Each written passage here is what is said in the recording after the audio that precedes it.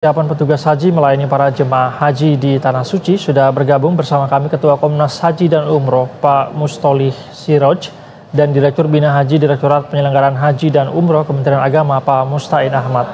Selamat malam, Assalamualaikum Bapak-Bapak.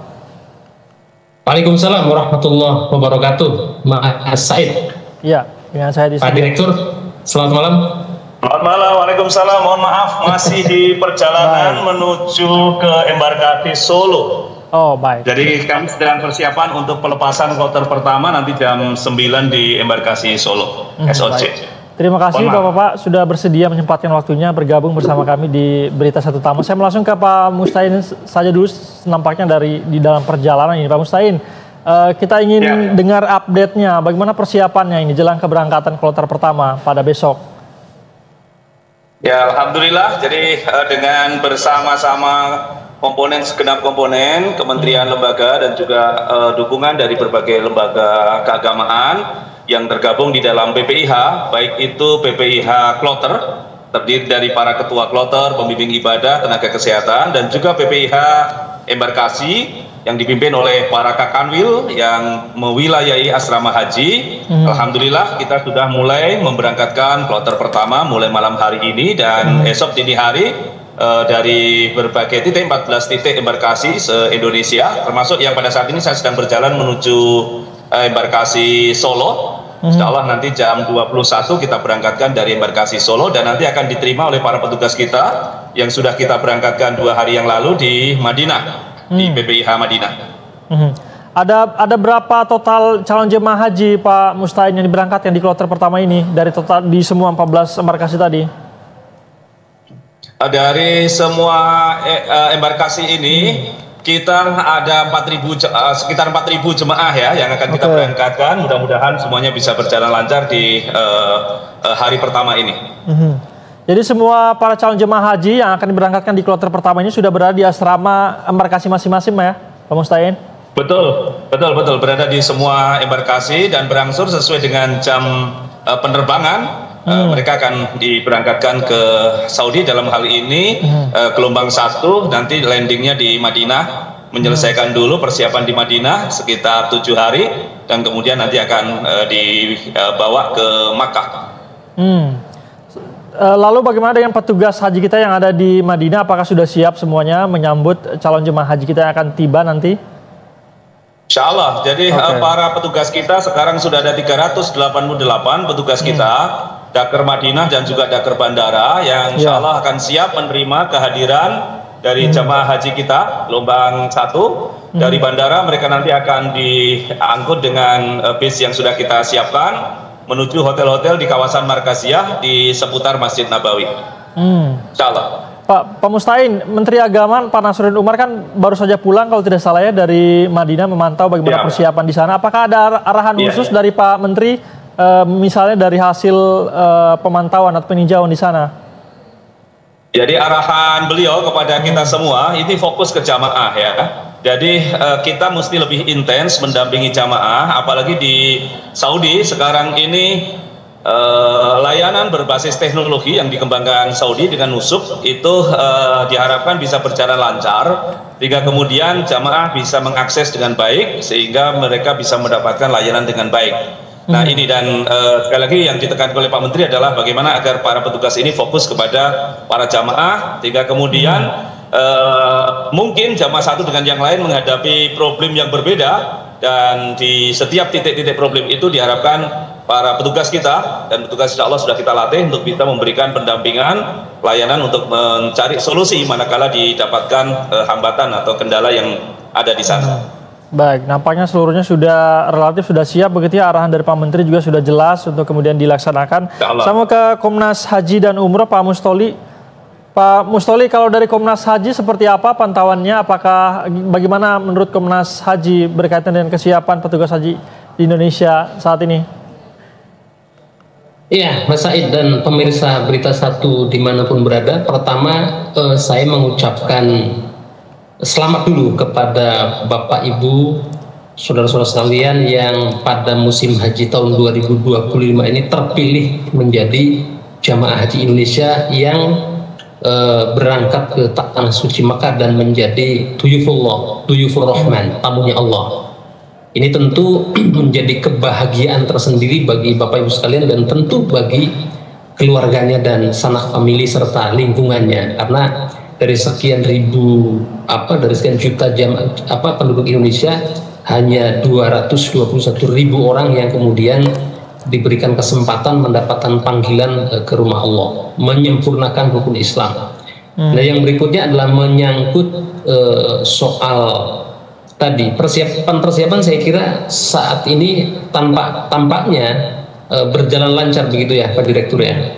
Artinya dan mudah-mudahan pada dini hari nanti katakanlah ini menjadi kick off pertama, agenda pertama dari penyelenggaraan ibadah haji, saya kira mudah-mudahan berjalan lancar. Dan tentu saya kira perjalanan haji ini kan sudah dipersiapkan sedemikian rupa baik dari tanah air maupun penyambutan nanti di Madinah gitu ya. Nah, tetapi apapun itu saya kira berdasarkan pengalaman penyelenggaraan ibadah haji yang sudah sematang apapun, sesiap apapun yang sudah dilakukan oleh pihak Kementerian Agama dan jajarannya begitu ya, itu biasanya ada dinamika.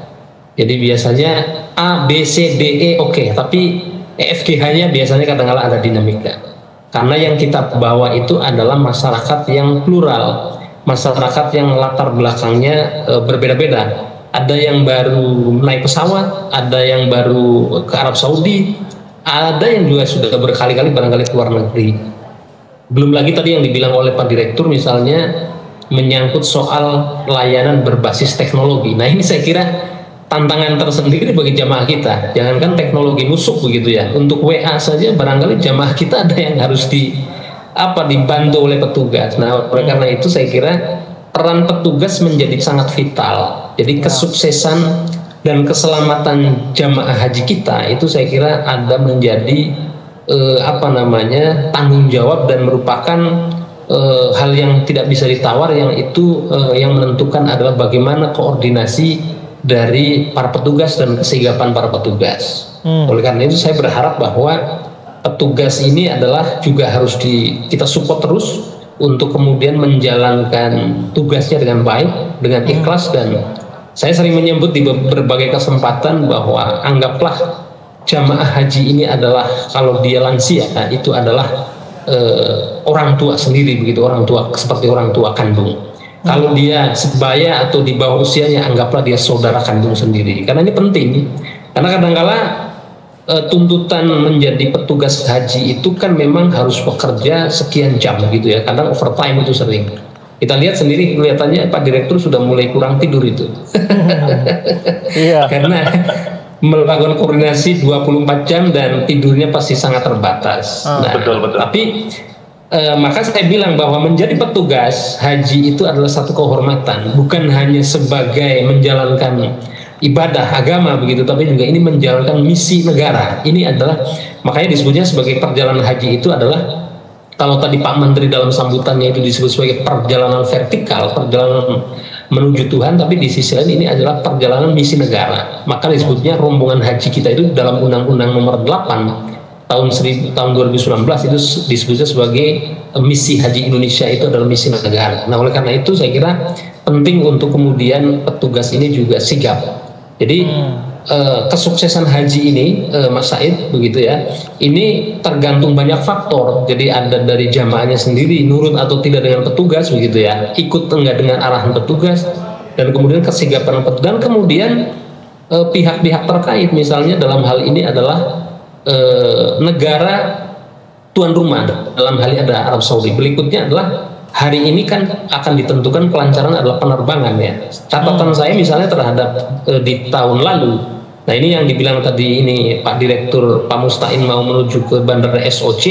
Tahun lalu itu kan ada insiden begitu ya, insiden pesawat yang gagal berangkat atau beberapa jam tertunda. Ini akibatnya tidak sederhana, Mas Said.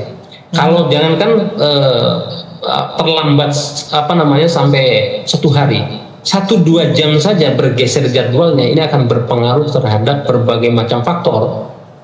Misalnya di sana harus dijadwal ulang, kemudian yang menjemput di bandara juga harus menunggu, kemudian nanti juga distribusi catering makanan konsumsi juga berubah, kemudian masuk hotel juga berubah. Jadi ini sangat kompleks sekali persoalan haji ini.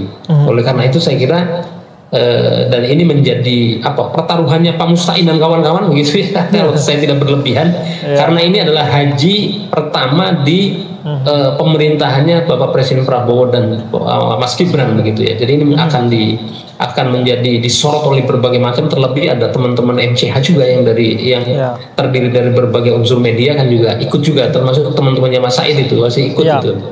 Maka saya kira perlu diedukasi juga, misalnya tantangan di sana salah satunya adalah cuaca. Tampaknya cuaca pada musim kali ini juga masih akan panas begitu ya, meskipun kalau saya membaca dari BMKG-nya Arab Saudi itu mungkin tidak se-ekstrim tahun lalu.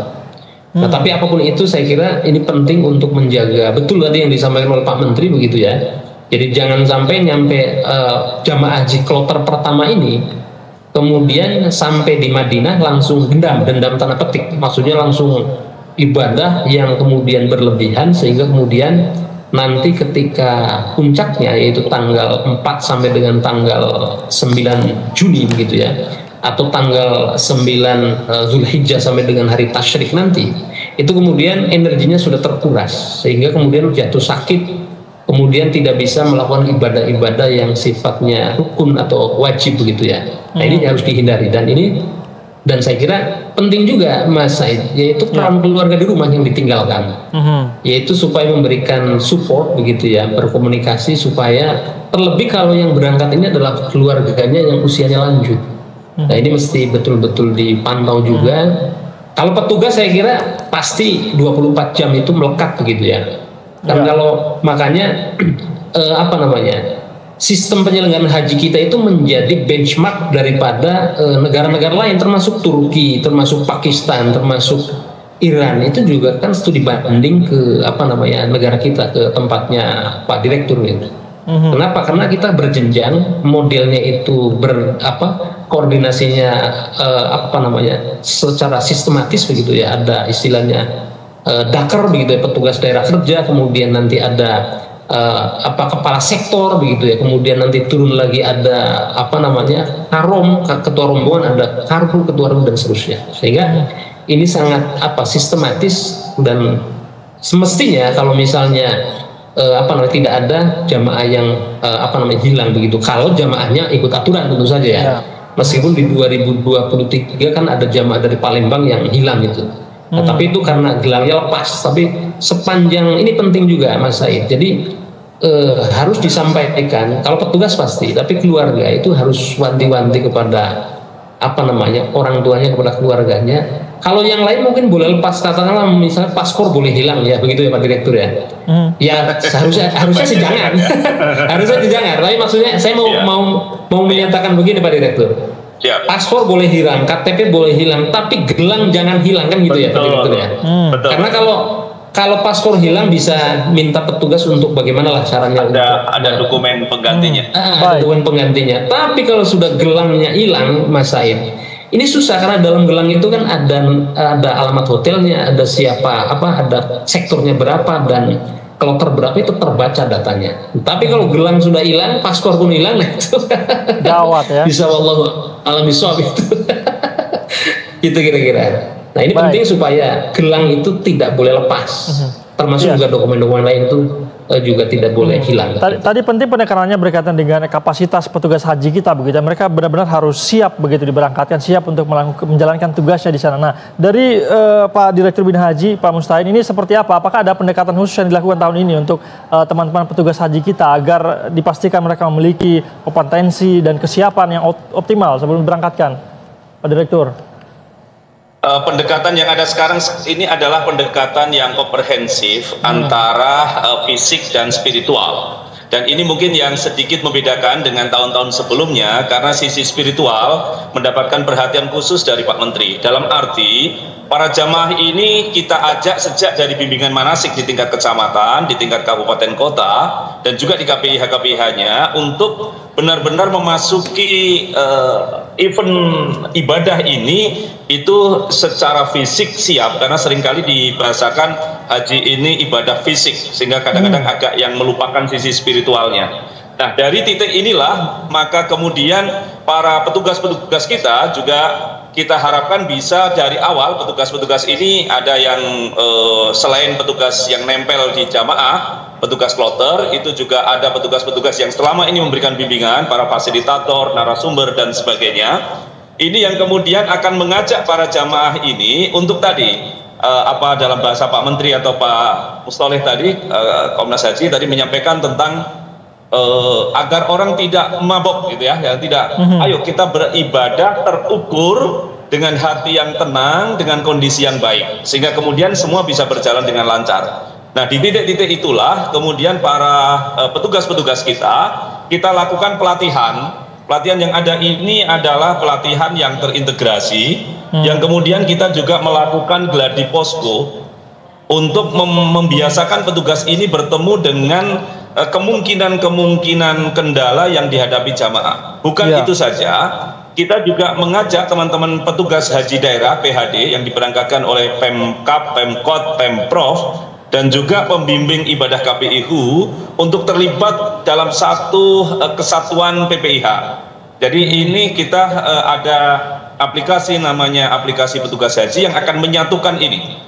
Nah, harapannya kemudian apa yang kita skenariokan itu bisa kita jalankan dengan baik, dan manakala ada hal-hal yang jadi masalah itu bisa terbaca dengan baik. Begitu juga nanti jamaah haji akan bisa memberikan aduan atau laporan atau konsultasi itu melalui aplikasi Kawal Haji yang nanti akan terus kita sosialisasikan nanti di Arab Saudi. Ini upaya-upaya yang terus kita lakukan. Adapun kemudian juga kita memberikan perhatian kepada persoalan khususnya nanti di puncak haji Armusna. Di titik itu kita memang berhadapan dengan masalah evakuasi dan keterbatasan waktu. Kita belajar dari apa yang terjadi di tahun 2023, waktu itu di Armusna sampai dengan cukup siang, dan kemudian bisa teratasi dengan baik di 2024, dan ini akan kita lanjutkan dengan tidak hanya kita akan membuat kelancaran, mengupayakan kelancaran di Musdalifah, tapi juga kepadatan Mina. Kebetulan Mas Said, Pak Mustoleh, ini di Saudi sendiri program murur Musdalifah dan Tanazul Mina itu sudah menjadi program mandatori. Jika ini juga dari awal kita komunikasikan kepada jamaah haji kita, mana-mana kloter yang nanti secara mandatori akan terkena kebijakan murur dan kebijakan Tanazul meninggalkan tenda Mina. Ini kita skenariokan, kita padukan kebijakan di Saudi ini dengan langkah-langkah kita, yaitu kita utamakan jamaah kita yang nanti berada di pemukiman Sisah dan Raudhah. Mas Said, kita tahun ini itu jamaah kita ada di 4 titik, selain Sisah Raudhah juga ada di Jarwal dan Miswala. Nah, di titik itu. Nah, kemudian yang di Jarwal dan Miswala, terutama yang lansia atau kemudian yang nanti sakit, mudah-mudahan tidak, dan kemudian juga yang risiko tinggi, mereka akan kita lakukan safari wukuf khusus ya. Safari wukuf khusus ini nanti tanggal 6 Zulhijjah akan mulai kita daftar sebelumnya. Kekuatan kita bisa 300 sampai mungkin 2 kali lipat 600 atau moderatnya sampai 500. Jamaah yang memerlukan perlakuan khusus untuk Arafah, untuk wukuf, ini tanggal 6 akan kita bawa ke hotel transit nanti di sekitar Aziziyah, dan kemudian nanti kita lihat kondisinya, baik kondisi jamaah maupun kondisi lapangan, apakah memungkinkan tanggal 8 Zulhijjah jamaah dari hotel transit ini kita dorong ke Arafah. Bila nanti ini memungkinkan, mereka akan kita dorong ke Arafah sehingga malam mereka bisa berada di Arafah, dan pagi hari tanggal 9 sudah berada atau sudah bersama-sama persiapan dengan jamaah yang lain. Namun manakala kondisinya tidak memungkinkan, baik karena kondisi jamaah yang sendiri maupun kondisi lapangannya, itu maka mereka nanti akan kita dorong di tanggal 9 paginya. Setelah nanti selesai wukuf sekitar 300-500 orang ini dengan mereka yang memang mendapatkan rukhsah, ini akan kita angkut lagi, kita bawa lagi ke hotel transit di Aziziyah sampai tanggal 14 Dzulhijjah. Nah, nanti tanggal 14 Dzulhijjah, di saat jamaahnya sudah pada kembali ke hotel, baru mereka ini kita kembalikan ke hotel-hotelnya, terutama yang ada di Jarwal dan Miswala.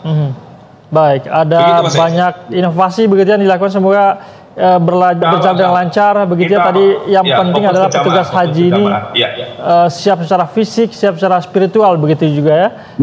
Bapak-bapak, nampaknya waktu kita terbatas, masih banyak yang perlu kita bahas, tapi terima kasih sudah bergabung bersama kami di Berita Satu Utama. Semoga kita harapkan berjalan dengan lancar lah semuanya ya, Bapak-bapak. Pak Mustain, Pak Mustoli, terima kasih. Selamat malam, assalamualaikum. Assalamualaikum warahmatullahi wabarakatuh. Terima kasih dukungannya Pak Mustoli. Siap, makasih Pak Direktur. Ya. Pemirsa, Menteri Keuangan Sri Mulyani bertemu Prabowo Subianto menyampaikan laporan